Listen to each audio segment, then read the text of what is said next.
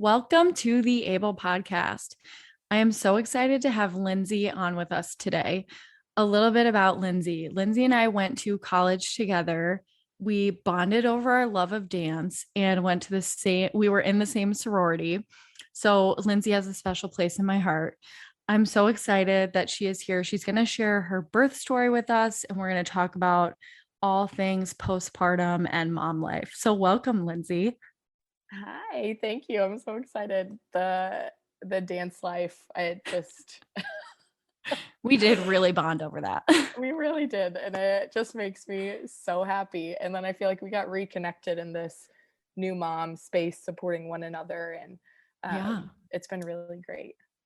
absolutely. Yeah, postpartum is just like a whole beast of its own. And we definitely did reconnect over the difficulties of Yeah, postpartum. yeah. And I remember, it's so funny. I'm packing for a trip right now to go home, and I've got some like little snack cups that you recommended. I remember reading one of your Oh, really? blogs. Yeah, that has the like little handles on it so you can put it Yeah. on there. And I was like, oh, I got my little snack cups that Courtney recommended. Oh, how fun. So And yeah, you actually started your own blog, which I love. yeah, That is yeah. how, I mean, that's how I discovered your story. And that is why you're here today. And I love your blog as well. And you're also, I mean, you are a momming so hard and also have a full-time job. I don't know how you do it. So I'm really excited to dive into that. Yeah, it's felt like I've been working to I joke with others that it's like I've had two full-time jobs Yeah. for a really long time, and any mom that's being a mom is a full-time job in itself. Mm-hmm. In addition to, any other person, whether it's working in an office or building your own business like you're doing, you're juggling so much and working so many jobs. So I Absolutely. feel for all the mamas. Yes, absolutely. Salute to all of you. So wherever you want to dive in on your birth story, I would love Yeah. if you could share with us, because this is a wild ride that you're going to take us on. It really is. And it's been a while since I have gone back to the headspace of what my birth experience was like. So as Courtney and I were chatting earlier, I was like, oh man, this is going to be re-traumatizing for me. Spoiler alert, it's a Yeah. little traumatic. I wrote, Which is why it's so important that we're talking about this, because yeah, as someone who didn't really have an eventful like birth story myself, when I read about yours, I was like, oh my gosh, people need to hear about this. yeah. It's just the craziest thing. I mean, one of the themes I think we could go down and talk about is advocating for yourself and just being prepared. And I really, so you can read my whole birth story. I've got a Mm-hmm. prelude was kind of so I broke it up into 4 parts and a prelude. So the prelude was kind of my like, okay, if you are of the personality that you maybe don't want to know and don't want to fill your head with an experience like mine, Mm-hmm. here's the key points, here's the things I want you to know, talk to your doctor about, that I would have found really useful. So Mm-hmm. I did that, and then I kind of broke it up into 4 parts because, fun fact, I was in labor for 56 hours before the big event. um Mm-hmm. yeah, so it thinking back on it, the like, if you were to describe your birth in a couple of words, I asked myself that question over and over again as I was kind of writing this out. And honestly, it was long, unexpected, uncomfortable, and traumatic. And Mm-hmm. I come from a health background. I have a master's in public health. I am, a certificate in graduate community health education. I felt like I was really prepared, and Mm-hmm. my current full-time job is a knowledge manager. I'm a knowledge manager for a health tech company, and my job is curating resources and knowledge sharing, and I felt like I was very prepared going in. I felt Mm-hmm. like my experiences put me in a good place, to have a good experience, and I felt like I was advocating for myself, and it still turned out unlike anything I expected. And I heard a video or a snippet of, I think it was Jordan Peterson, that had said, people that experience trauma or PTSD, it's an aspect of that could be because there was just so unexpected. It was a something that they never could have imagined to happen to them, and that's part of the Mhm. reason why it's so traumatizing. And I heard that a couple months after fresh postpartum. I was like, oh, that's good. So that was part of the reason Yeah. that I wanted to write about my story and share it with others, so that they feel a little bit more empowered to advocate for themselves and can hear other stories. Because I think on social media, I put this in my story, but it was like the birth stories that I saw beforehand almost kind of tailored what my expectation was going to be. Yeah. And then I shared the ones that I found afterwards that were kind not similar in the same way to mine, but were traumatic and were very, Mhm. those other opportunities or those other options of how birth could go. Yeah. And the ones that I wish I'd found. And I remember, shout out to one of our other sorority sisters who is a NICU nurse, Mhm. Brittany. Oh, yeah. I shared it with her, and she goes, "Girl, that was the cream of the crop, the like best case scenario you could have had for not mine, but the one of the videos Yeah. I shared, one of the birth experiences." And I was like, well, that's good to Yeah. know. I wish I would have Yeah. known that in. Uh, Yeah. let's see. Yeah, Uh, I mean, people don't really like talk about their birth stories. So it no, was something I never looked into either. I mean, I guess I just assumed like, oh, everything's gonna work out. Like you just don't really talk about it with anyone. And yeah, all the research that I did had to do with the baby. Like I was never really researching like what my own experience would be. yeah, yeah, absolutely. And just like the biggest thing for me is that every person's birth experience is so different and it's going to Hmm. look different. And I think a good indicator and something to talk about is talk to your mom and your Hmm. grandma and your aunts and, people that share your genetics, Yeah. that you can figure out what their birth experience was. Because my mom in particular, it was not something that she felt comfortable talking about. I We never actually talked about it until I was 39 weeks pregnant, and my sister-in-law was like, "Hey, you should probably talk to your mom. She actually went 41 weeks." I was like, "Oh, no, no." Like she hadn't, and I had this whole idea in my head, and I don't know Yeah. why, but we had never talked about it until she brought that up. I was like, "Yeah, no, your mom and your grandma actually both went over 41 Oh my weeks." gosh. Yeah, so, to me, had I known that before, I would have had a little bit, better expectation. I spent this whole, like, week 36 on that. I was like, "Oh, my water's gonna break today. Oh, today's gonna Hmm. be the day. I'm gonna I gotta be prepared. I gotta have everything ready." And realistically, I got induced, and day after day after day, Yeah. he was just perfectly content cooking in there, and that Yeah. was not even an option in my head. Hmm. Um, so yeah, and I think the other thing, one of the things that I think is widely known, or is tried to be promoted in health, is this like 1 in 3 women end up having a C-section, which I was like, okay, yeah, totally get that. I've got, all of my education, how I wanted my birth to go. And in my head, it's not that having a C-section wasn't an option. Hmm. I just didn't realize that the way I got to a C-section was in I thought that for whatever reason, I had this assumption that C-sections were an emergent.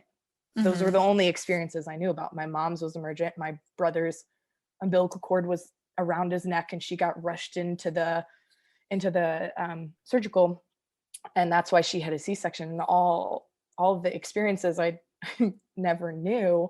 And I Yeah. talk about it in the last part, that I remember the anesthesiologist was like, "Okay, well, do you know why you're going to a C-section?" I just remember staring at her. I was like, "This is a trick question. Like, aren't you supposed to know? Yeah.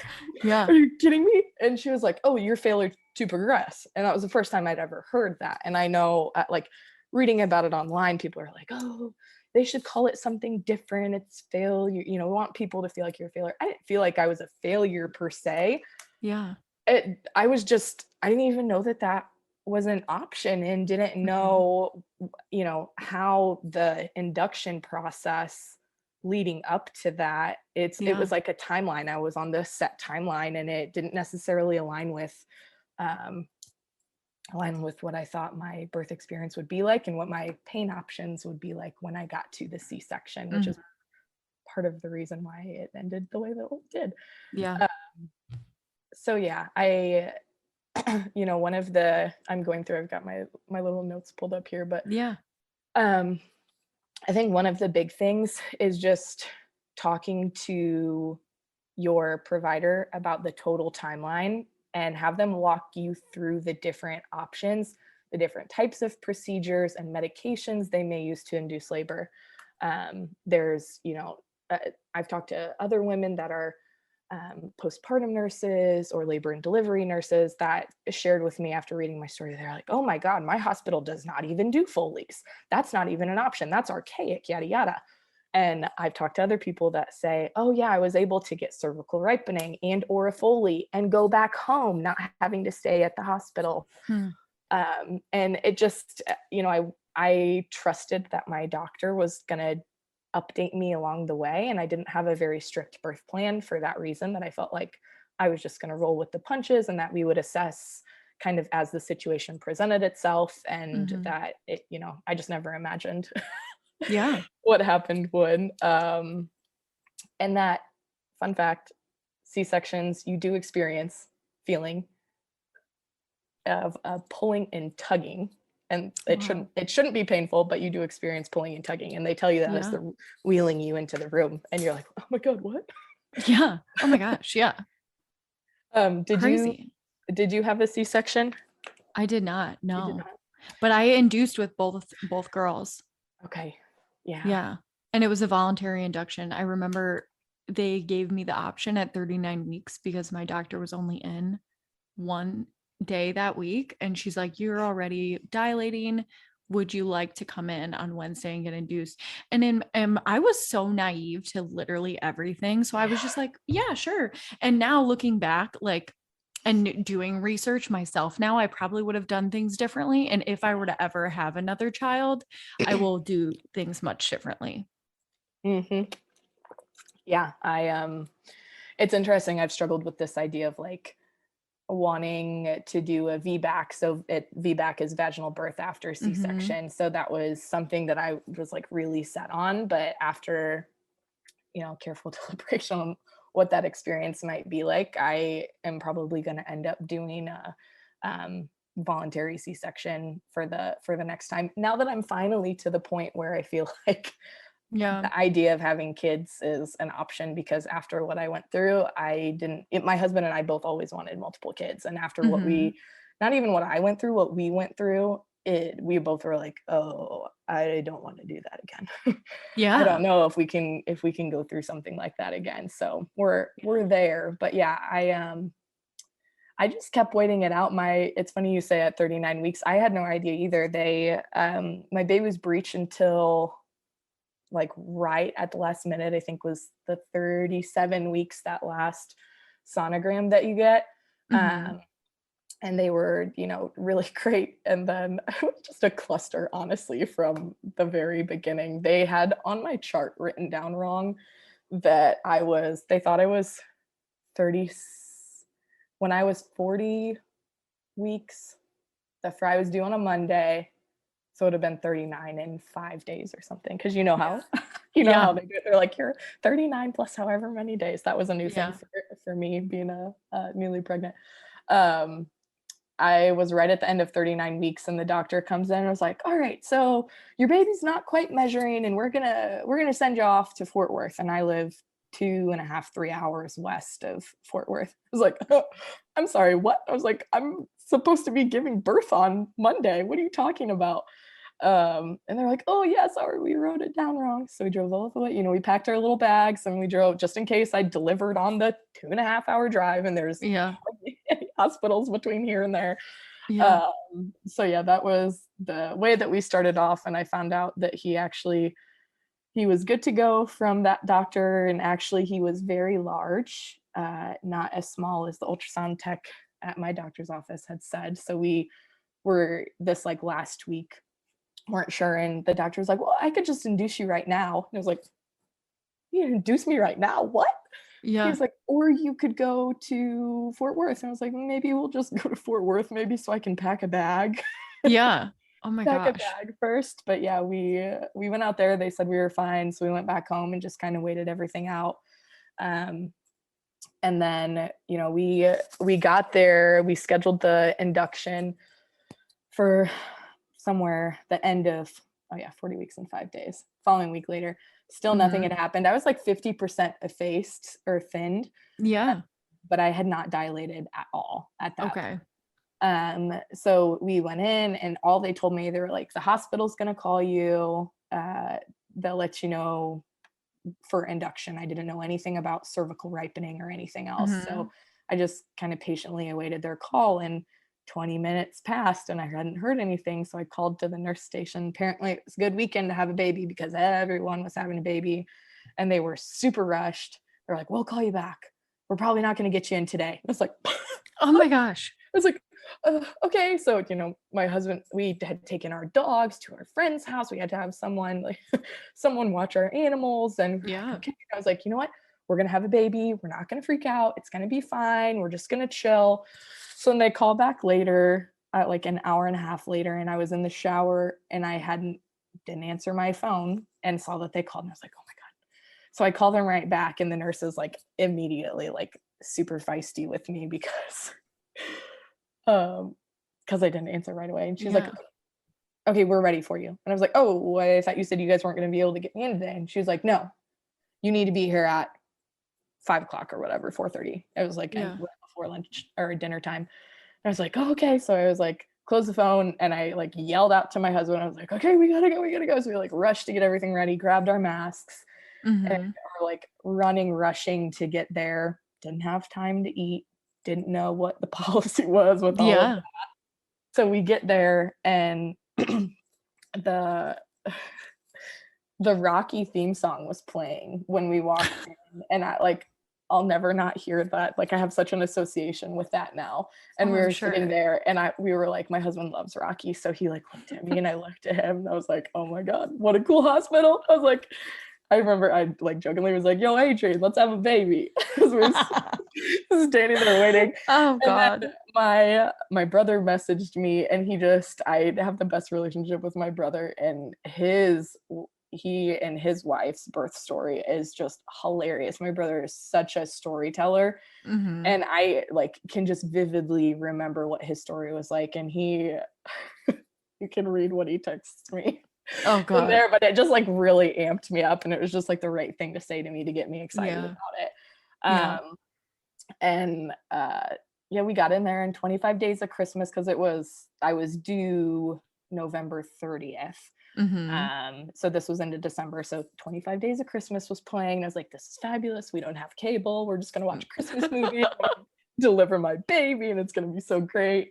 But they get you checked in, and the doctor or the nurse, I've got two nurses in there, and one's doing the IV, and the other one's asking me a bunch of questions. They're like, oh, okay, do you know what kind of cervical ripening you're gonna get? I was like, Hmm. in my head, sassy Lindsey was like, I don't know the kind that brings the baby.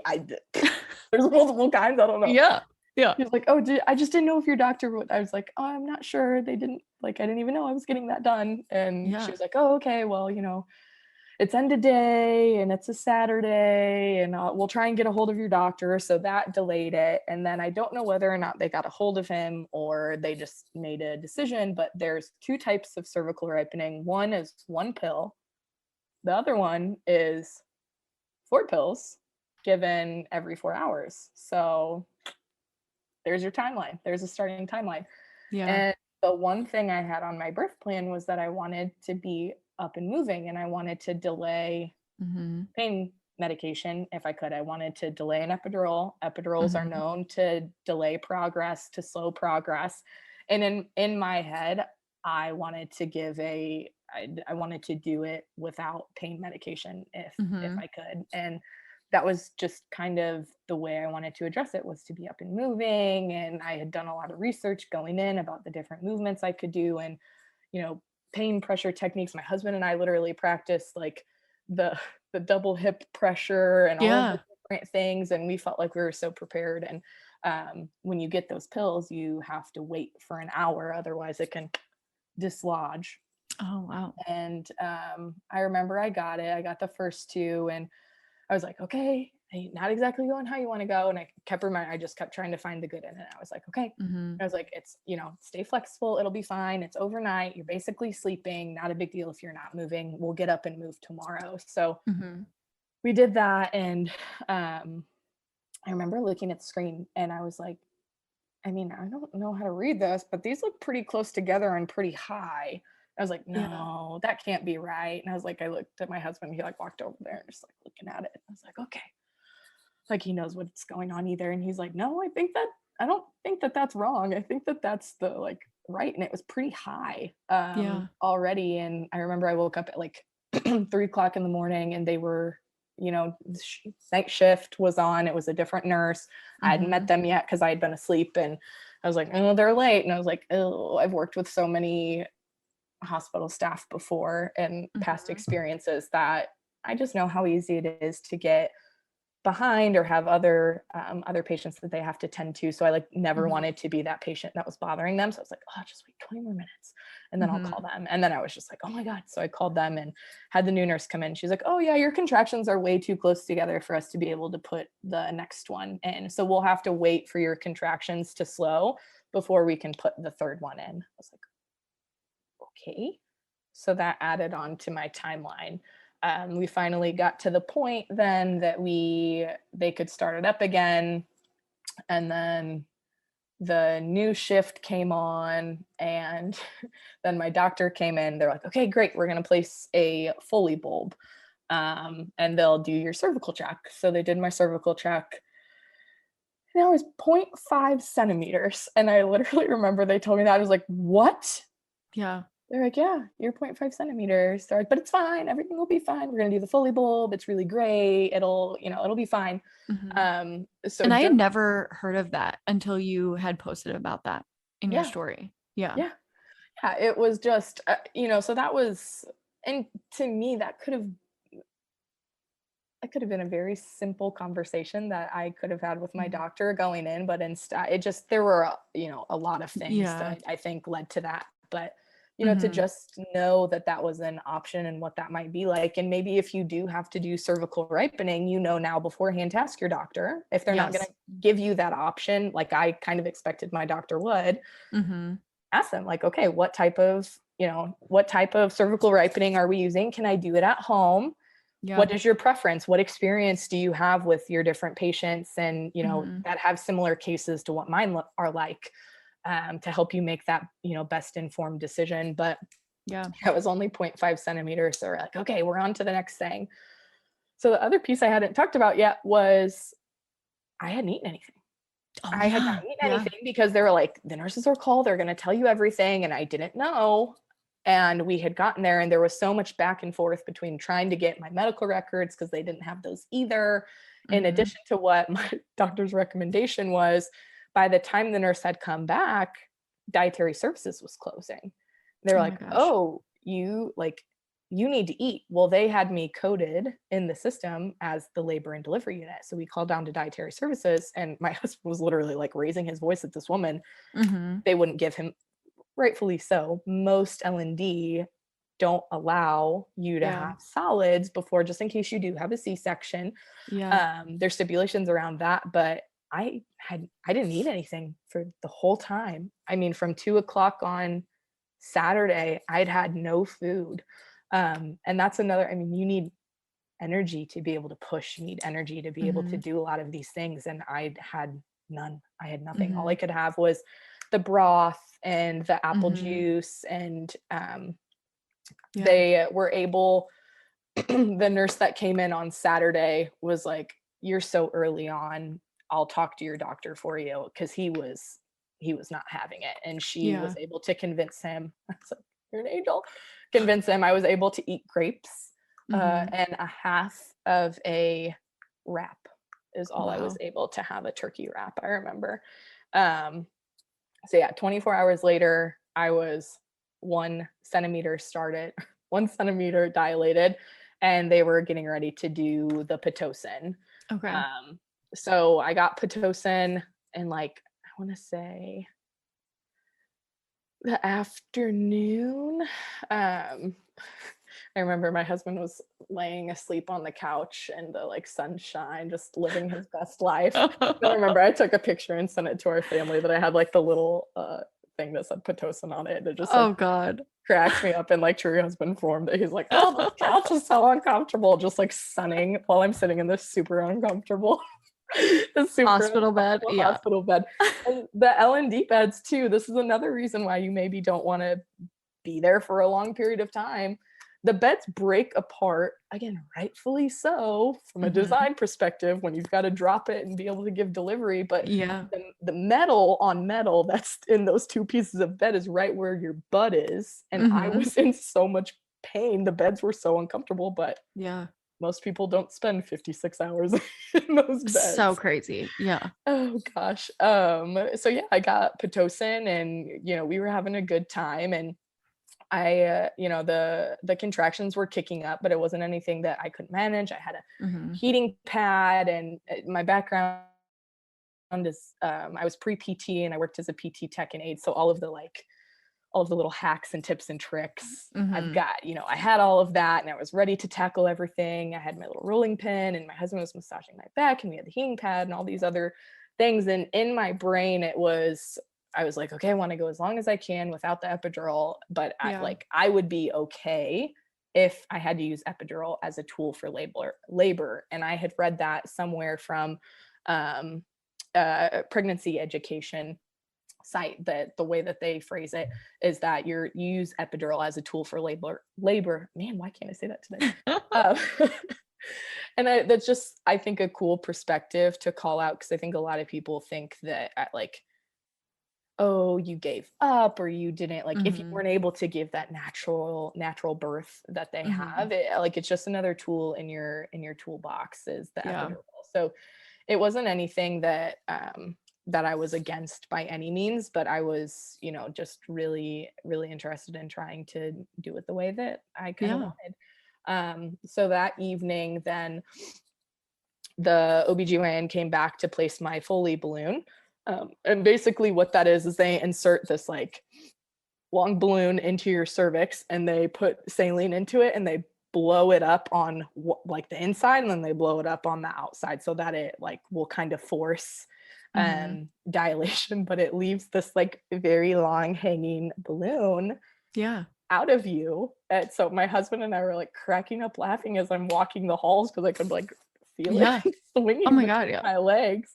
And I was fine after a little bit, but it was very uncomfortable. And I have a high pain tolerance, and I know a lot of people say that they have a high pain tolerance, and I don't love saying that, but I truly do have a high pain tolerance. And I remember just I kept telling myself to breathe through it. And the only thing that I could think to relate it to is if you've ever had an abnormal pap smear where they've had to do biopsies, and they scrape, there's a formal term that they call it scraping your cervix. It was like that, but worse. Oh my God. And I also learned after the fact, after talking to other moms and reading more, that a lot of women get an epidural before they get the Foley balloon placed, because it is so uncomfortable. Really? But that was my one thing in my birth plan, was that I didn't want an epidural, and I wanted to stay up and moving. So I don't know if it was it almost felt like hey, we're going to show you. We're going to show you what this is like. I that's, I don't know. I'm not 100% sure that was the feeling, but I almost wonder if that was a part of it. But I just didn't want it to, especially now at this point, I was 1 centimeter, if that. So I didn't want to slow progress, but I remember I couldn't even look my husband in the eye. And the moment he came over to hold my hand after, because I wouldn't allow him near me during it, I just broke down crying. It was I was so uncomfortable, but we got up, And, we were trying to make light of the situation, and we came back down. I got my new nurse, and she's like, okay, well, what's your pain level? I was like, oh, I don't know, like a 3 or a 4. And I remember she snapped her head and looked at me and was like, what's your actual pain level? I was like, Oh my gosh. I was like, oh, okay. And in my head, I was like, oh yeah, I'm downplaying. Like, I'm really downplaying the pain that I was in. And Yeah. she Well, was because you're such a positive person. I could see you being like, oh yeah, I'm fine. it's like, I'm fine. And I'm like, at the moment they walk away, I'm like sobbing Yeah. hysterically to my Oh husband. yeah. Yeah, it was definitely like a 6 at that Yeah. point.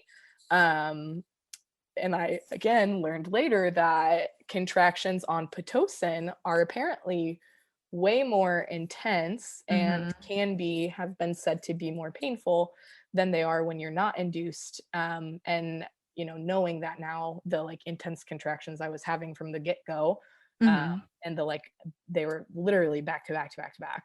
Yeah. Um, I didn't have a lot of time in between them, that it was actually pretty funny that I was like, "Yeah, it's only a 3 or 4, like, I'm fine, we're walking around, it's fine." So yeah, then at that point, the nurse was like, I know you don't want to do an epidural, but let's do some pain meds and just take that off so that you can get some rest tonight because we're having a Yeah. baby." And I was like, yeah, Yeah. you're right. Take that off. We're going to have a baby. I'm going to relax. My body's going to do the thing. At about Mm-hmm. 3 to 6 centimeters, the Foley should fall out. Okay. Mm-hmm. Mm-mm. Nope. So they come in and they check it and they check it and check it and they like tug on it literally Oh to my see if it'll gosh. like pull out. I'm like, okay, it's not moving. So we get to I want to say it was 12 hours. It's for sure in my blog. But Yeah. the time limit on how long you can have this in, and we were at the end and then they had to remove it. Yeah. They check me and they're like, oh yeah, it's a mechanical dilation, which basically means like I was more dilated in one side than I was the next. Like I was only 3 in one direction and maybe 5 in the other direction. I was Mm-hmm. like, oh, okay, that's like, okay, that's kind of weird. Yeah. But this new nurse, so we've been through again so many so many nurses at this point. Yeah. I kept hearing her talk and she was so nice and the conversation just flowed really easy. And it was the craziest thing. And then I realized how I knew her. So when I alluded to earlier that I was working multiple jobs, well, while I was Mm-hmm. pregnant was also during the pandemic. Yeah. And I was working on my master's in public health and had graduated and done an internship at the health department.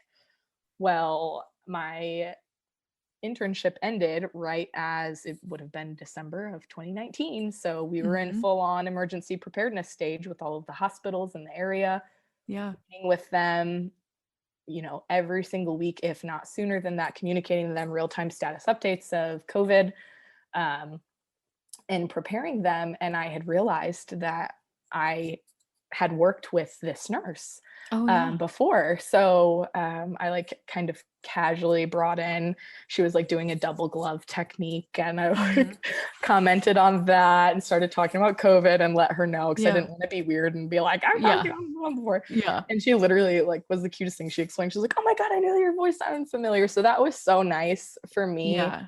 That was the like breath of fresh air that I needed. It was just like, Mm-hmm. she was coming in and pulling on this Foley bowl, but we were laughing and having a good time. Mm-hmm. And it was just so nice because like during delivering during a pandemic, also, they had really strict regulations. So it was just my husband Yeah. and I didn't have my mom there. I didn't have Yeah. friends there that could help advocate or could help kind of pass that time. It was Mm-hmm. just the two of us being like, what is going on? Like, Yeah. is this Yeah. normal? Should we be doing something? I don't Mm-hmm. know. Mm-hmm. So yeah, then finally it would have been Monday morning, then 12 hours after they would have placed that Foley. I finally, like, I still hadn't lost my mucus plug. So that whole time, Mm-hmm. that's like one thing during pregnancy. People are like, oh my God, well, did you lose your mucus plug yet? And I'm like, I don't know. This is such a like new mom thing that I'm like, oh, maybe I lost it in the middle of the night when I went to the bathroom and just didn't realize it because I had the Yeah. lights off. Like I very well could have. No, I Yeah. had not lost my mucus. They were Oh like, no, you'll gosh. know. And I was like, well, maybe I just didn't notice. I'm like, no, you'll Mm-hmm. know. Yeah. Um, so I hadn't lost that yet. It was the mechanical dilation and still nothing. So then I get a new nurse this is this is where things start to go downhill. Yeah. Um, every hour on the hour, we were getting up and going and walking around because that was my birth Mhm. plan, and we were bored out of our minds on this Yeah. labor and delivery. Like, we'd literally watched every Christmas movie there was on Yeah. 25 Days of Christmas Yeah. and the time that we were there. So, I was just that morning, just happy-go-lucky, bouncing on the ball that they give you. And my new Mhm. nurse comes in, and I'm like ready to take on the day, ready to have a baby. And I'm like, hey, can I get a shower? It's Mhm. been 3 days. Yeah. She was like very frantic, was like, no, you can't have a shower. That's not allowed on L&D and all these other things. And I was like, all right, so it's rule, you're gonna be up my business. So Yeah. yeah, Yeah. if you want all this with 3 days no shower, then you go right ahead. So they were able to get me some wipes and fresh Okay. sheets. Okay. Was what they were able to do. So while she was doing that, we got up and were walking around. I remember I passed the nurse's station, and everyone was staring at me. Like, I was uncomfortable Yeah. how Like you would hard. know. Yeah. Like Yeah. I mean, I'm sitting there, I'm like, oh my God, is my gown open? My husband and I, every time it was Yeah. like, you got the gown the normal way, which is an opening in Mhm. the back, and then you put the other gown on Yeah. to close the back. And I was like, I mean, this was our routine. Like, did we forget it? Is my booty hanging Mhm. out? I don't know Yeah. what's going Yeah. on. And then because of the pandemic, I'm like, oh my God, did I forget my mask? Am I not wearing my mask? That's why they're staring at Yeah. me. Come to find out, I did actually forget my mask when I was walking, which is totally against hospital policy. And we realized that as we came Oh around the God. corner, and we're like, oh, whoops. And I was like, whatever. My husband was like, you're pregnant. Who's going to say anything to Yeah. you? And I Yeah. was like, okay, yeah, you're right. We just kept going. We walked around and around and around. And we came back and I said hi, and everyone just kept staring at me. So I was like, oh, maybe they didn't hear me. So I said hi again. And that was like, they went from a glare to just a stare, like the audacity of me. And I was like, okay, Oh my whatever. gosh. So we come back, and then we're walking around, and I'm like, we're both kind of getting this sense that we're being followed. So we like turn and, walking with my like little Yeah. IV pole, Yeah. and I'm like turning around and looking, and I'm like, stopping every time I have a contraction, and just like, okay, letting it Mhm. pass, breathing through it, and then, continuing Yeah. on. And then we get around to the corner, and there's like, now I'm like, oh no, someone for sure is like coming at us. And I turn around, Mhm. and someone is running down the hallway at us. And I'm like, looking underground, I'm like, have I spilled? Have I lost my Yeah. water? What's going on? And Yeah. it's our nurse, and she's literally like yelling to me, that I can't remember exactly what it is she said, but I remember she got up to us. She got up to us and was like breathing heavily, and was like, you can't be out here. You need to be attached to your monitors. You can't be walking around on Pitocin. I was like, well, okay, well, I have been Yeah. walking around on Pitocin for the last day. And she's like, no, you've been on cervical ripening. I was like, I'm not gonna argue with you, but I've been Yeah. like, you should probably read my chart again, ma'am. Yeah. Like But the I'm communication. There was like Yeah. no communication. I was like, okay, but I was like, you know what? I'm gonna be a good patient. I don't want to be a troublemaker. Yeah. But I learned with this nurse that I went from like the star patient on L&D that everyone like, I was having a great time with the other nurses, to now it was like, oh no, I got the feeling I have overstayed my welcome, and I'm the like official troublemaker on the L&D floor.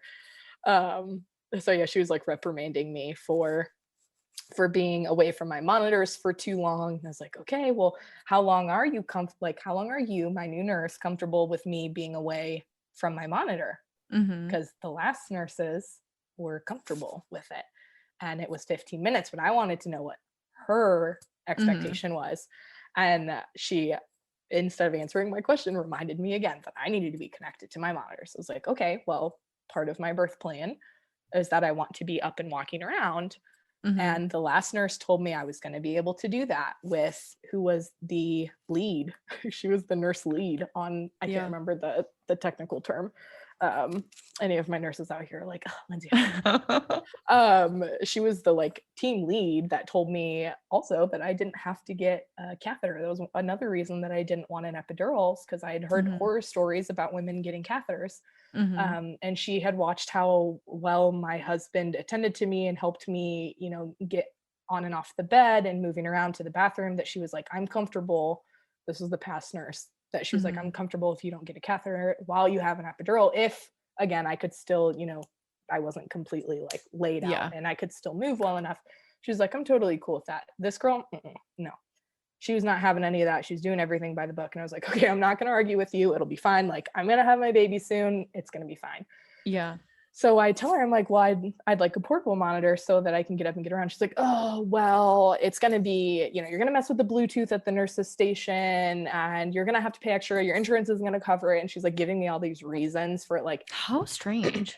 it was just the weirdest thing. And I was like, you know what? I don't even want to deal with you. It'll be fine. But then it's like, you're stuck to your room. You can't move. And it's like 5 foot of I couldn't even get around my bed to get to the machines without like having to disconnect myself. Like you just don't, they're like, well, you can just move around in your room. I'm like, you're like chained down to these machines and you can't even get around your bed. So I was like, okay, whatever, it'll be fine. So then at that point, this new nurse got me back there and she's like, all right, we're kicking it up a notch. Your Pitocin's going to 14. I was like, okay, whatever. Yeah. Apparently that's really high. I think most people are at like a 6 or I've got it somewhere in there, but it was much lower, much lower than that. And, we were watching the monitor and we would turn it towards us and she'd come in and turn the monitor away from us. Oh like, my goodness. Oh my God, I was like, this woman for sure hates us. But the contractions were getting super strong. And then I was on the 14 for a while and they had me like seated up in this, like, I was like sitting straight up and I can't remember what the like position it was called, but it wasn't one of the ones I had thought about doing, but because I was stuck to my bed, that was the one we ended up with. And it just really, really made the contractions worse. And the only thing that gave me a little bit of relief was on my side. Well, when I laid on my side, then the monitors, because you have those external monitors on your stomach, and I had them around me for so long, that they kept adjusting it. So then they decided that I needed internal monitors. And I think it had been long enough that I had been in labor that I was starting to make people uncomfortable and that they were really wanting to keep a close eye on me. So then I got the resident OBGYN on the floor came in and I had literally had 7 different cervical checks by 7 different people and could rank how comfortable each one of their hands were and who had the worst. And my OBGYN was the worst. Wow. Yeah, it's a weird thing at like cervical checks and how you like literally had 7 different people doing cervical checks on you while I was there. So I got the internal monitors, and then at that point I was in the bed. I was not able to really get up and move around. So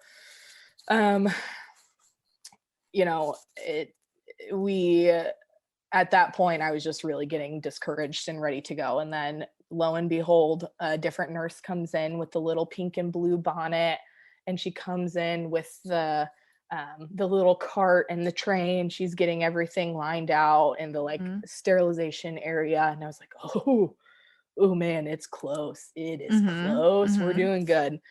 She came in and I was like, okay, that got me amped. I was like, okay, let's do this. Well, right after that point, I was losing it with my contractions. So we ended up having, we called the anesthesiologist in, and you've got to, like, they always say with epidurals that you've got to give them time. That, they might be in a C-section, or they might have, a series of number of patients. So if you wait until you're like losing it in pain, you might have 45 minutes, an hour before they can come in and do the epidural on you. And the more, you have to be able to stay still and all of that. So I was feeling pretty bad at that point. So they came in, and come to find out, this anesthesiologist was actually, I think he did his resident SIUC, so Southern Illinois, Carbondale. So we like kind of chatted. It was, a little familiarity. So we chatted about Illinois and such. And they tell you, they're like, oh, let me know if I hit something, and so that I can readjust, because I can't, like, basically said he's going in blind. And I was like, okay. Epidurals are terrifying. And your husband or your partner can't be in there with you. They like don't allow them to be in there with you. And I felt it, and I told him, and I readjusted it. And after going through what I went through, I'm like, oh my God, maybe I should have never said anything. And maybe the epidural would have taken, like, was it me that, and I got like, this is just how your brain, Yeah. this is just how Yeah. your brain works. But that was one of the things that I thought. And as the epidural was happening, my water was breaking, and I didn't realize it was my water breaking, but I'm like hunched over, not allowed to move. And my nurse, Yeah. the nurse that does not like me, I'm like, I don't know if this is supposed to be happening right now, but like, there's a lot of fresh, like, water going. I don't know. She was like, your water's breaking, you're fine. It's okay. Like, your water's breaking. I was like, no, I don't think you get it. Like, this is really intense. And she was like, Yeah. no, like, it's just your water breaking. I was like, oh, cool. My water finally broke after they did a membrane sweep after so they tried to break my water after the Foley bulb, and we had still gone a really long period of time before my water actually like fully broke. Yeah. So yeah, they did that, and we kept going, and the contractions were getting super worse. And this nurse in particular was like, do not hit the button until you've told me first. And I don't know why she told me that, but like, little old me, people pleaser, I was like, okay, she already doesn't like me, I'm gonna follow the rules. Yeah. So I kept I've waiting and never waiting and heard waiting, that and before. I like, honestly, I have only ever heard of women that are like, boop, boop, boop, boop, just Yeah. hitting the button. Yeah. And I don't know, for like, she must have been a new nurse. Like, in my Mm-hmm. eye, she had to have been a new nurse. Yeah. And like, maybe for charting purposes, I don't know. Mm-hmm. Yeah. But I was like 0 to 60 pain level, even after the epidural, like crying hysterically. And he comes finally 45 minutes later, comes rushing back in, and is like, gave me a bolus of fentanyl, and was like, pain is like a snowball. You have to stay in front of it. You have to hit the button. Otherwise it's not going to work. And I was like, yeah, well, I like, tell that to nursing nurse over here, Mm-hmm. who I like, and I wanted to call her out, but I was like, this is not the appropriate place or time. So I was like, I'm just going Mm-hmm. to do it the next time. So Yeah. I hit the call button, and I hit the call button, and she doesn't show up again, and she doesn't show up again. And then finally at 15 minutes, I was like, yo, I just hit the button. I know you said you wanted me to wait. Doctor, anesthesiologist told Mm-hmm. me I needed to stay on top of it. I don't want to happen last time to happen again. Mm-hmm. She was like, okay. And then same thing happened. It got worse and worse and worse and worse. And like, I was hitting the button and nothing was happening. And I was like, oh my Mm-hmm. God, this is terrible. Well, another 45 minutes later, I was vomiting, like projectile vomiting everywhere. And that was the other piece. The last couple days I had been just puking. So I had Mm-hmm. nothing in my system. I hadn't eaten anything. The only thing that I had was broth, and I was just puking from the pain. And then Mm-hmm. the pain medication, I was puking from that. And he came in and gave me another bolus, and I was like, okay, finally some reliefs. Next shift change. Mm-hmm. So Mm-hmm. we get to, this is the like right before the delivery happened. So I get this next nurse number 8, I think. She just got the absolute worst of me, and I was only at a 7 at that point, and she was just the right amount of like pragmatic, but also like hopeful when I needed the like optimism piece. Yeah. That she was like, gave me the options and was like, okay, you're coming at that like timeline after having your water broke, and you've been here for so long. I think probably what's going to happen next is your doctor might give you a like set period of time, and if you haven't delivered at that point, then we would take you to a C-section, and that would be she'd have to cath me, like the cath that would stay in long term. There's different Mm-hmm. types of catheters, didn't know this either. That the Mm-hmm. one I had with the epidural was they would cath me and release the fluid and then take it out. Hmm. But this was the one that like for the surgery, that like that was part of the prep that you had to have it in. And I was just like, go ahead and do it. I can Mm-hmm. guarantee you I am not any further along. And like all of the doctors and nurses could not agree. Like every time I went in, someone would say I'm a 7, and my doctor would come in and say I'm a 5. They'd say I'm a 3. He'd say I'm a 1. That was like, he was always different and Hmm. smaller than what the nurses were. So I had just told her, I was like, he's going to say that I'm not as dilated as everyone else thinks I am. It has been the theme of the last couple of days. Just go ahead and do the catheter. Like, I'm ready.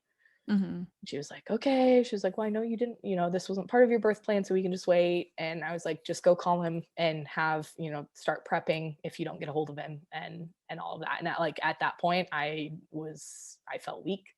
I Mm-hmm. was defeated. I was exhausted. I literally felt like at that point I just gave up and I was like, I don't care. Like, just get this baby Yeah. out of me. Mm-hmm. Um, so then after that point that we're like, okay, we're doing the C-section. It's happening at 10 o'clock. We're going to prep you. And it's like all of these things start happening that Yeah. they like all these nurses come in. And this is the part where she's like, okay, well, do you know why you're getting, why you're having your C-section? And I was like, I'm like Yeah. rehashing everything that's happened over the last couple of days. And I was like, Yeah. well, we did the cervical ripening and then the Pitocin and then the Foley and then the membrane sweep and then the water break. And then I got an epidural and then I was somewhere between a 5 and she like cut me off. She was like, failure to progress. And I was like, oh, okay. That was the answer you were looking for. I like wasn't really sure there Yeah. what was Yeah. going on. So then she's like giving me her spiel and she's like, okay, like casual conversation is like, so how'd the epidural go? And I was like, oh, fine. And she keeps talking. And then I was like, wait, no, it wasn't fine. I had breakthrough pain and the other, so this was a different anesthesiologist than the one that did my epidural. Mm-hmm. So trying to get her all caught up, I was like, oh, wait. Like that was just me being like casual conversation. Like it actually didn't go well. Like he had to do Mm-hmm. bolus every time. I don't really know what that means, but just so you know. And I remember she paused and looked at me. She didn't ever respond to it. And then she just like kept going on her like pre C-section spell that she was like, you're not going to feel pain, but you're definitely going to feel pressure. It's actually a really common misconception that you're completely numb. And I was like, this was the first time I'd ever heard that. I was like, Ever. Yeah. I'm sorry, what? And she's just like, but it's just going to be pulling or tugging sensation. You feel it, but it's not painful or anything. It's like, okay, if you say so. You've done more of these than me. I have no Yeah. idea. Yeah. So then I'm like, oh, okay. Failure to progress. I'm gonna feel this. Like, what's new? Just let's Like get it done and rolling over with with. how many punches like you've Yeah. had. You were just kind of like depleted at this Yeah. point. Oh my gosh. Yeah. That's such a good way to describe it. So yeah, then we got in there and they are like, okay, your husband's like, we're gonna wheel you down. Your husband's gonna take your bags and take them to a waiting room. And in my eyes, I was like, well, why can't you just take him to the postpartum room? Yeah. And they wouldn't answer me. They were like, oh, that's just protocol. Like, okay. Now I know that the reason that is because you don't always go to the postpartum floor. If something happens to you, you go to the PICU floor. Oh my And you gosh. might end up in the ICU. Your baby might end up, so Yeah. I Yeah. didn't make that realization until afterwards, but he did that. And in the meantime, he's, dropping off the bags and coming back. And the the anesthesiologist is the only person in there. And she's like, can you lift yourself on it? Like they like wheel you up to Yeah. the bed. And she's like, okay, can you lift yourself on there? I'm like, you just gave me another, like a double epidural. Yeah. Yeah. No way. Okay. And she's like, I'm just like, she was like mumbling to herself. And she was like, okay, I'm just going to have to lift you. I guess I'm going to have to lift you myself. Cause the other nurses were already scrubbed in and ready to go. Oh And I was my like, just gosh. woman, like I am hefty right now. Oh Like, my gosh. I was like, I am a 2-person lift. Do not try and lift me. And I was like, my husband is coming. Like he can lift me. Yeah. Just Yeah. wait for him. And then finally someone yell. I was like, Colton. I was like, get in here. This woman's Oh my crazy. God. And finally a different nurse had come in and helped get me on there. But yeah, we got on there and I remember we laid back and then the OBGYN that had seen me earlier to do the internal, he like, it was this like cute little old man that was just like gave me the look and I was like, oh yeah, buddy, I remember you. Yeah, what's up? Nice guy. Oh. Really nice guy. Cute Oh. little guy. He came in and they like introduced themselves to like make you feel more comfortable. And then the anesthesiologist is like, I don't know, I like expected they were gonna play music and it was just gonna be, I feel like everyone's like, oh, you get your like doctors are listening to their own music. And I don't, maybe if I had requested it and maybe they had music playing, but that's not what I remember from this event. Yeah. She's like, all right, let's get started. And the anesthesiologist was like, would you like something for anxiety? And they had strapped me down to the table. Yeah. Like strapped your arms, strapped your legs. Like I was like Jesus on the cross. Oh my like, gosh. strapped down. And I was like, no, I'm good. Like, I like medicine and the operating room has always been like very interesting to me. I don't get grossed out easily. Like I've Mhm. always felt Mhm. like that stuff was very cool. I was like, no, I'm not anxious at all. Like I'm ready to go. Let's do this. Yeah. Um, and I looked up in the light and there's, that big light above you Mhm. and I could see my reflection. I was like, oh, okay, that's cool. I Hmm. get to watch. And I'm watching them they're like, all right, let's go. And I'm watching them make the incision. And as it hits my right, like the right side, Yeah. I felt a sharp pain. And when I say I felt it, I mean, I felt it. Yeah. And I screamed out. And the anesthesiologist was like, pressure or pain, pressure or pain. And I was like, pressure. Because in my head, I was like, Well, oh, your because that's what mind's, they told you yeah. you was going to happen to you. So Yeah. that's what you thought it was. Yeah. And in my mind, like I felt like I like literally remember telling myself, I was like, your mind's playing tricks on you. Like you Mhm. visually saw this happen. Mhm. You just think that it's pain because you watched them cut your body open. And I was like, you're Mhm. fine. You're not actually feeling this. There's no way. She just kept asking me. And I was like, it's pressure. It's pressure. And then it was really intense pressure. And Yeah. then I thought I was going to vomit and I was Oh my god. begging. I was like, give me something for like, I'm going to puke. I'm going to puke. And I'm like this, like, and I literally remember sitting there and they never gave me anything. And I was like, am I just going to puke and suffocate on my own puke because I have nowhere to Yeah.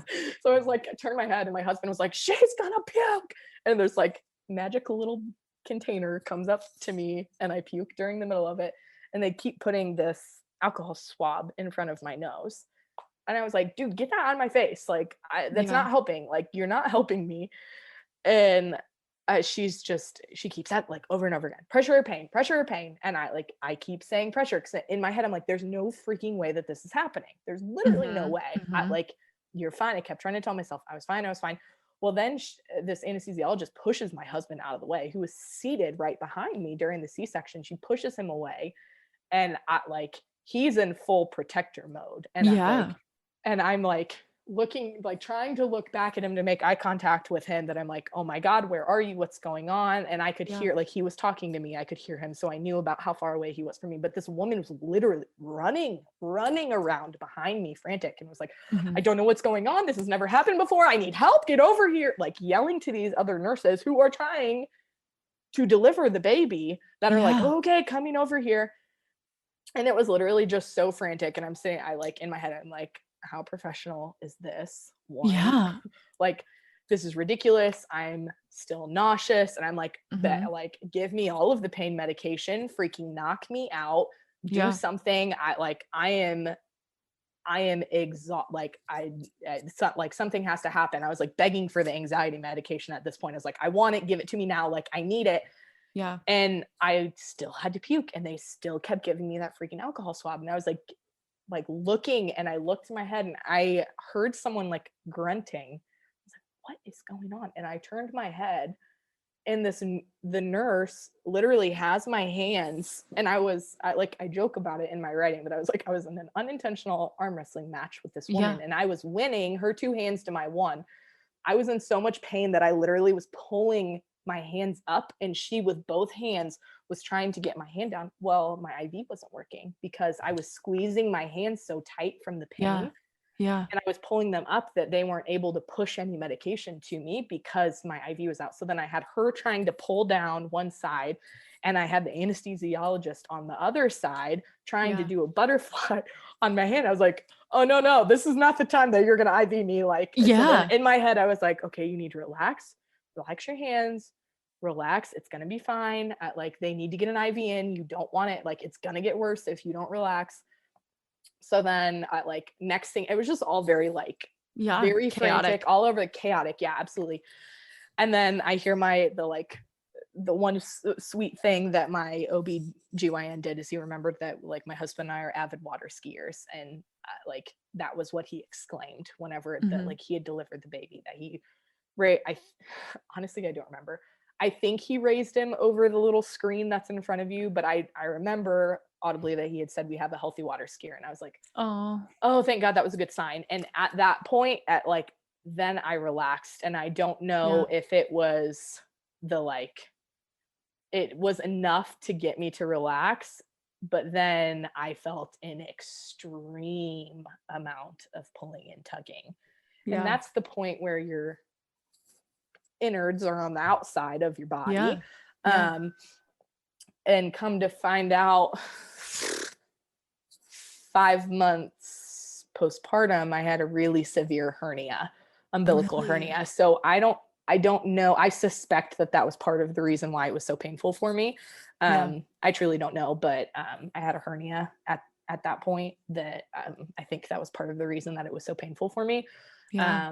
But that all happened, and I was like, okay, I can hear the baby crying, and like you like kind of prepare yourself for these like almost worst case scenarios that it's like you're not going to hear the baby crying or the baby's going to be blue or whatever it is. And I Mm-hmm. was like, okay, he's crying, they're doing the tests, all of that. And then I hear them say like, Dad, do you want to come meet your son? And I remember seeing my husband come into my vision, Mm-hmm. and he stopped, and I just started screaming again out of pain. And he turned around and looked like, that's the one thing that I remember is him turning around and look at me, and I could tell he was struggling with, do I Mm-hmm.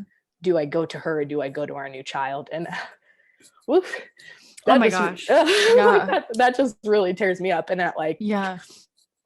I don't know, it could have been anxiety, it could have been pain, it could have been all of the things, but I like it got so intense for me that like Yeah. I was it was the absolute worst at this point that it had been during the delivery. And my husband shared with me later that he goes, when he left and took the baby all the way down the hall to the postpartum, he goes, I could hear you screaming. Oh He goes, my God. every person on that floor could hear you screaming, and it was terrifying. Yeah. And I was probably having a panic attack on top of the Yeah. pain and everything else. But after after a little bit longer, I remember the like and maybe it was just that like I knew that the baby was okay and that it was almost over, and that I like Mm-hmm. relaxed for just a moment, but they were able to push whatever they pushed to me. And I remember her saying, she's like, you're probably not going to remember much. And I remember saying, I don't care. And Yeah. I like oof, man, Yeah. just oof. um Yeah. yeah, I just remember being like, I don't even care. I don't Yeah. care. And I was out of it. Like I think I was exhausted. Like my body was just exhausted from the pain. And I think they finally got the medications pushed to me, but Yeah.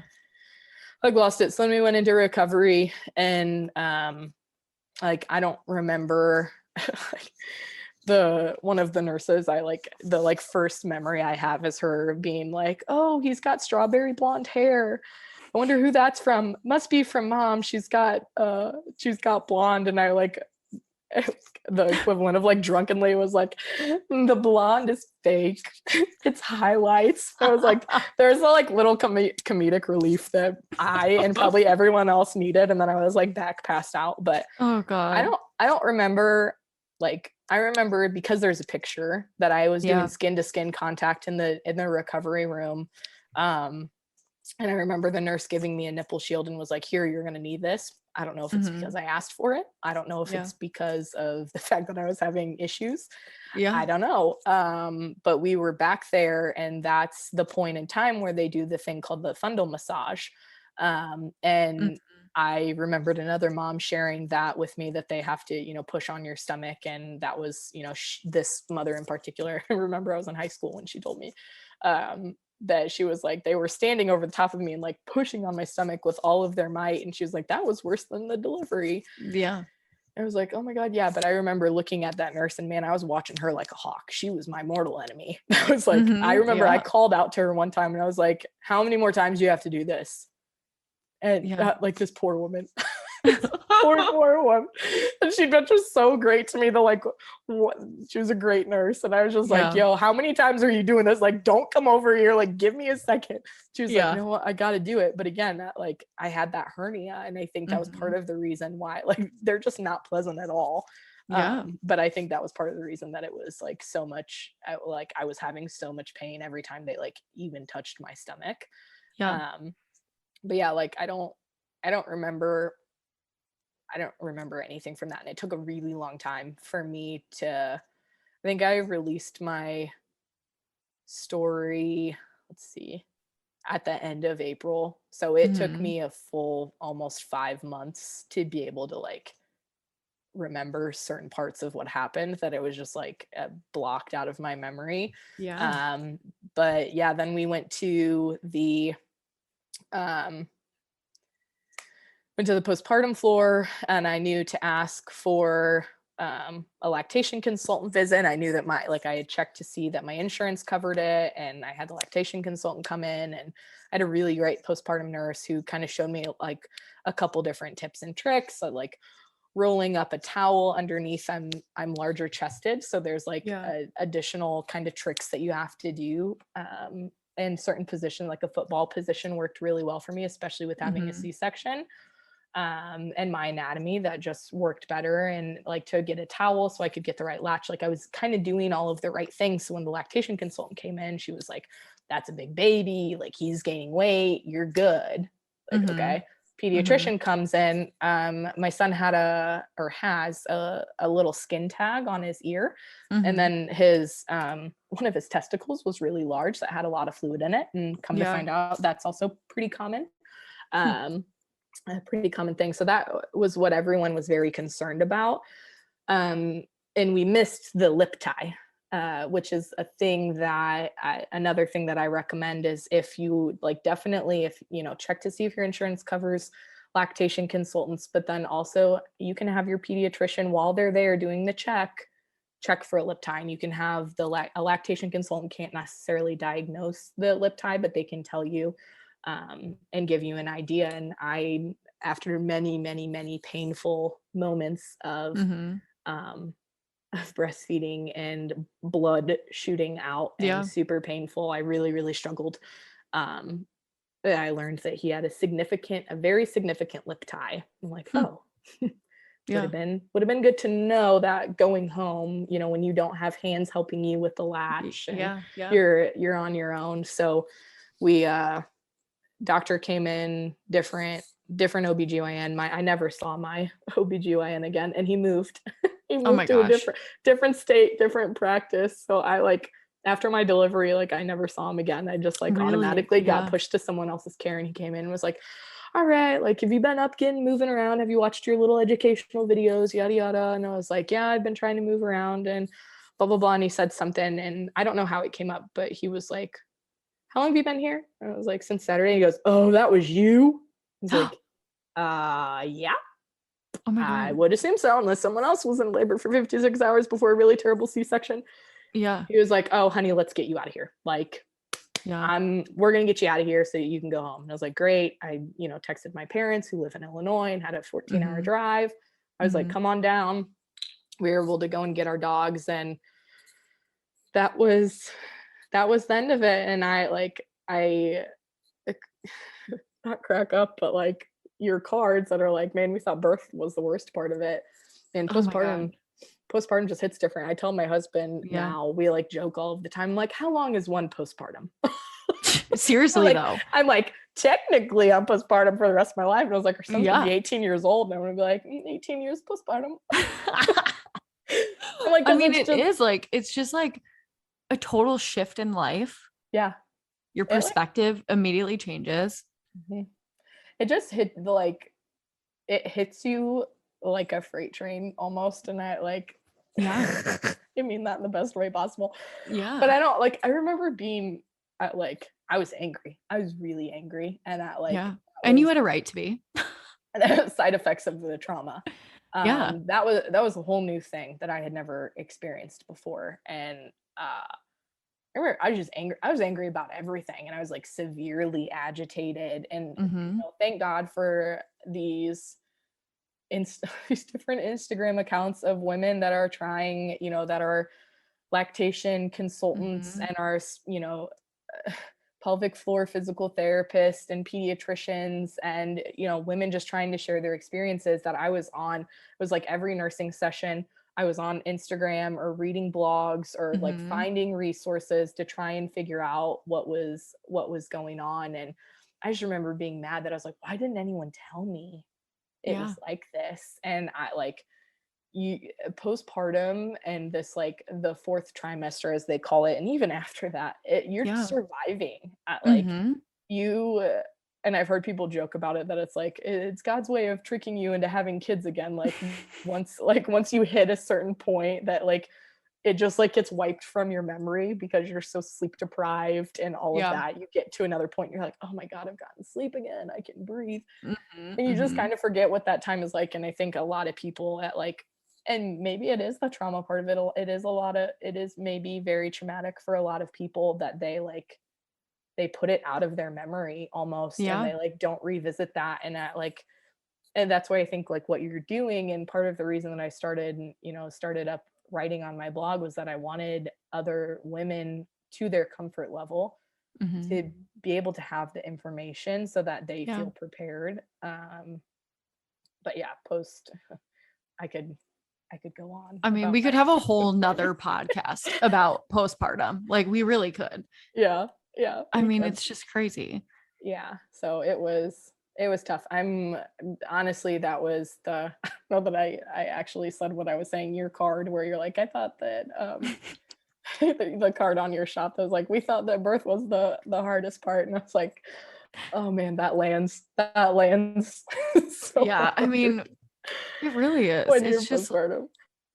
it really is so hard.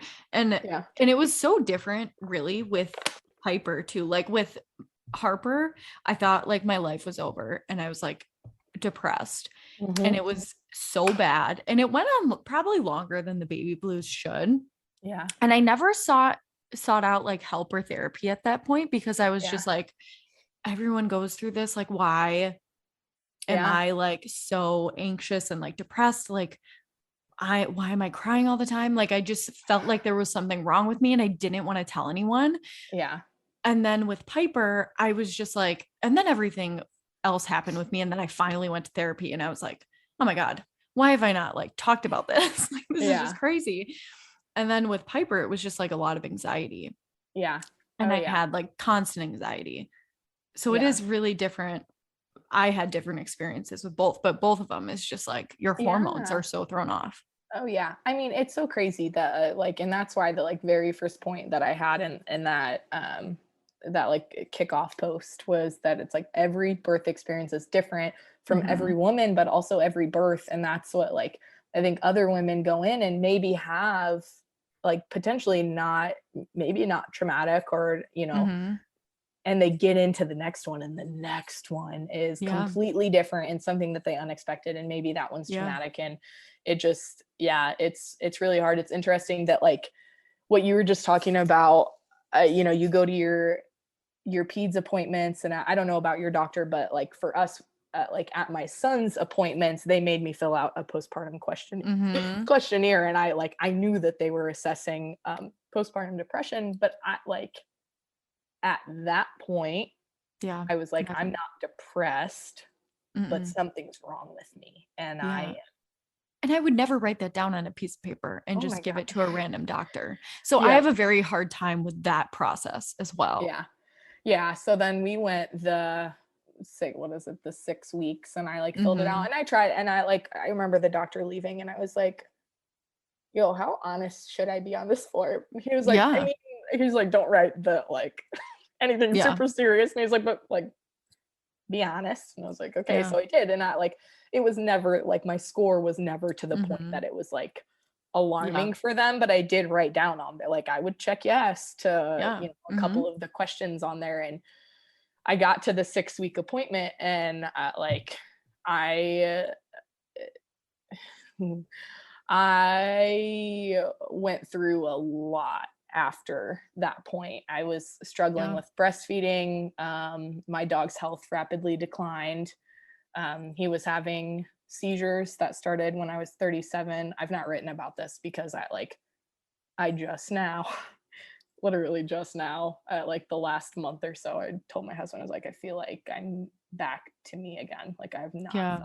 I've Oh, not felt that's myself amazing.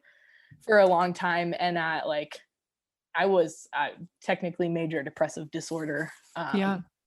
after, and it took me a while to get in to see the psychiatrist, and then it Mhm. took me a while to get to the right therapist who Yeah. had kind of the right experience to help me with what I was going through. And my dog had started having seizures, which I didn't realize was traumatic also. Mhm. And Yeah. he My husband and I were working different shifts the whole time I was pregnant. He was, because of COVID, he's an instructor in the military, and they had to, could only have a certain number of students in the classroom. So he worked night shifts. So we were sleeping in different areas. And, like classic pregnancy, I was like really snoring. Yeah. Um, Yeah. so I had both the dogs with me, and one of my dogs had a seizure for 5 minutes Oh straight. my God.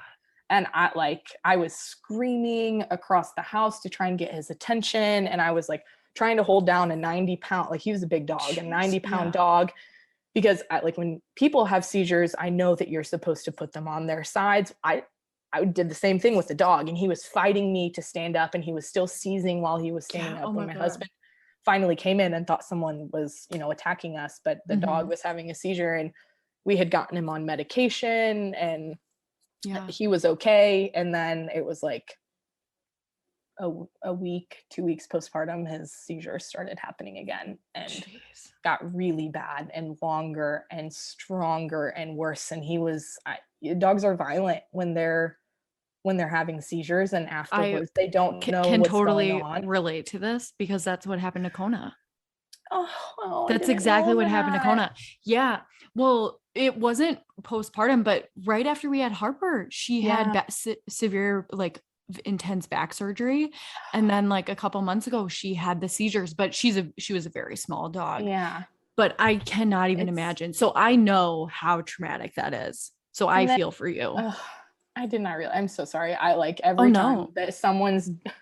every time that someone's dog passed after that, or any mom going through postpartum, I was like, oh my Oh God, my I just God. empathize so strongly with them. And Yeah. I was like, I was in so much pain for so long with that. But I couldn't control him. I was, recovering from my C-section.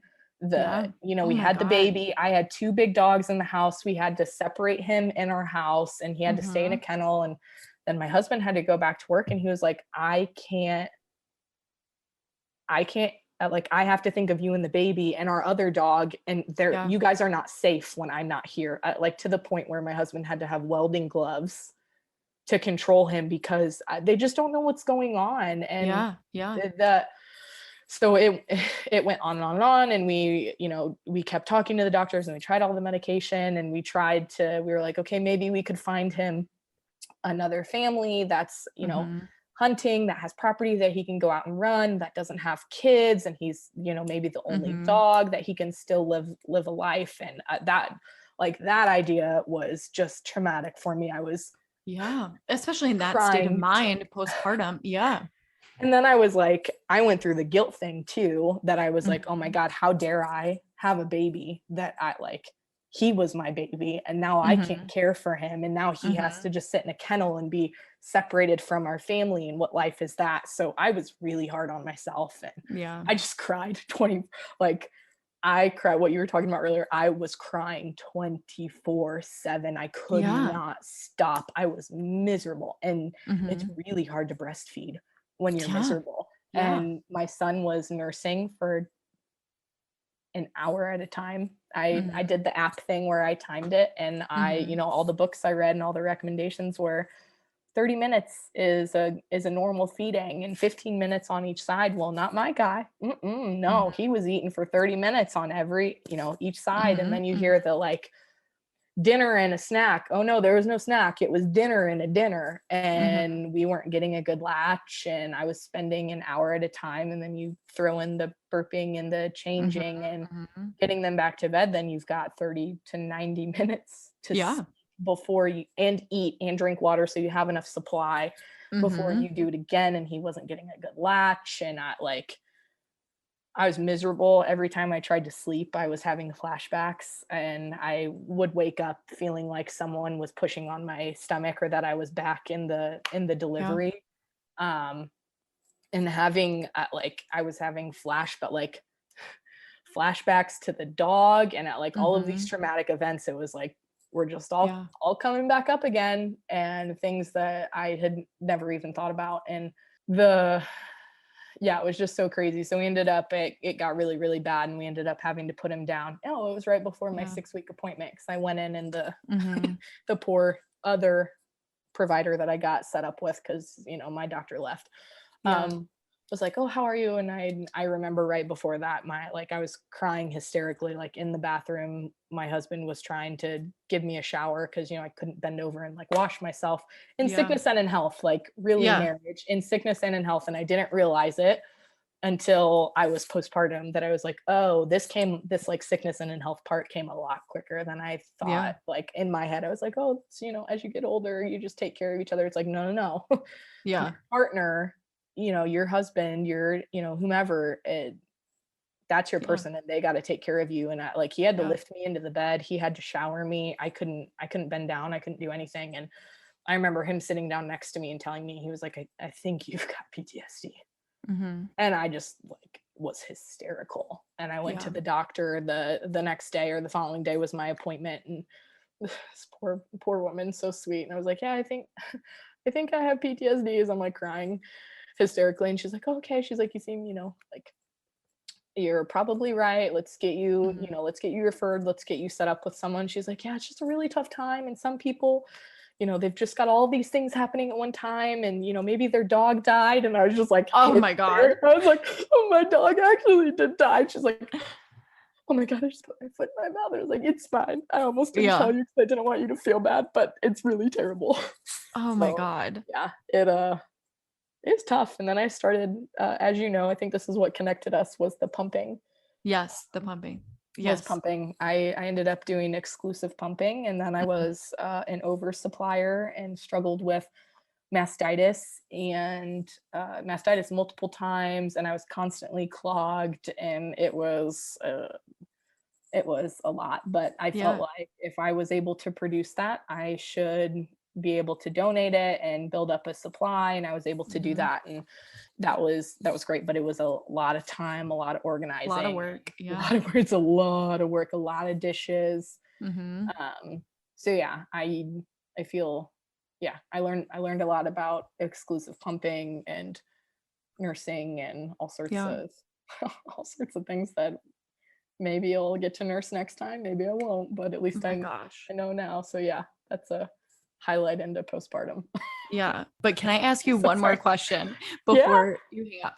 So after everything, looking back, what is like the one thing that you took from it, all of it, even though it was so bad and like really hard to look back on? Like, is there a silver lining in it for you? Yeah, I think it's the education piece of it. I mean, that's what I really enjoy writing, and Mm-hmm. I enjoy sharing resources. And I think that my couple of friends right after me that were pregnant at the time, that I was able to help them navigate that experience, so that they're hopefully didn't experience something like mine. And one of my friends was able to get a oh gosh, I can't think of it, but she didn't, when she went to get induced, she was able to talk about the like right options for pain.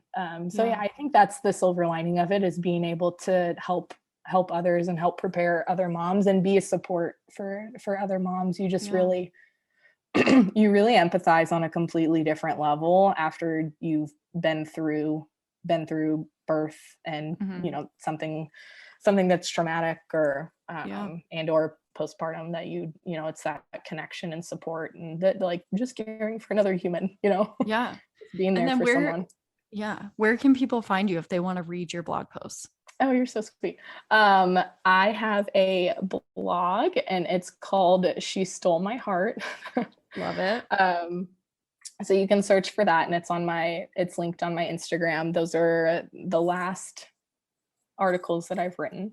I plan to do some on postpartum, and hopefully sharing other birth stories. That's why I just really vibed with your podcast. I was like, oh, Oh, Courtney. I was like, that's exactly what I was wanting to do too, is sharing stories. So that's amazing. um, yeah, I don't have anything recent on there right now, just because I've been in, You've full-time been mom busy. life, Yeah. and and figuring out, coming out of my hole, figuring out how to raise a child. But Yeah, I do totally. plan to. Oops, so sorry. That's okay. Dad and baby are home. Well, thank you so much, Lindsey, for coming on. I really appreciate it. Yes, thank you for having me.